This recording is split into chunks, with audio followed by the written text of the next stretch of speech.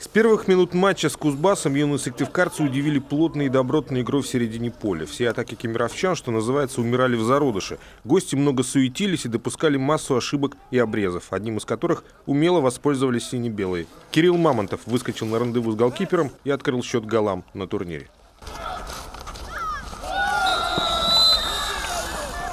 Пропущенный гол кемеровских хоккеистов в чувство не привел. Реализация моментов оставляла желать лучшего. Капитан Кузбасса Егор Рагулин все-таки сравнял цифры на табло, но только за счет индивидуального мастерства. Командная игра у гостей все так же хромала. Дважды за тайм сибиряки подходили к 12-метровой отметке и дважды пенальти не реализовывали. Железное правило «не забиваешь ты, забьют тебе» сработало и на этот раз. Дважды. Отличились Никита Агафонов и Владимир Федосеев. Приятную тройку на табло на четверку поменял Павел Арзубов, а затем в игре сыктывкарцев наступил спад. В течение 7 минут гости трижды пробили Макара Екишева и счет сравняли.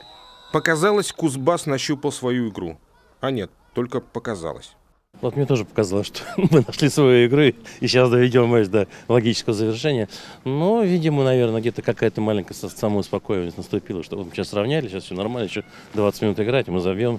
Где-то какая-то есть внутри вот это, может быть, маленько, что все пошло, сейчас все будет нормально. Вот только у сыктывкарцев было на этот счет особое мнение. Тренеры взяли тайм-аут, и парни стали еще плотнее играть к сопернику, карауля любую возможность убежать в отрыв. И такая возможность им предоставилась. Кирилл Мамонтов буквально электричкой промчался по левому флангу и выкатил Павлу Арзубову идеальную передачу на пустой угол. 5-4. Первая победа строителей. Планы были другие на игру, хотели сами додавить, но пошло не так все. Кузбасс сами начали прессовать, начали нервно, свои моменты заливали, все получилось хорошо.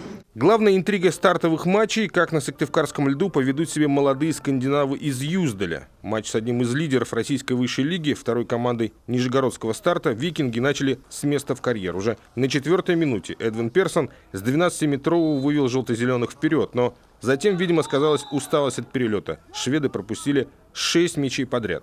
Они, конечно, пытались вернуться в игру, но времени им явно не хватило. В итоге 3-7.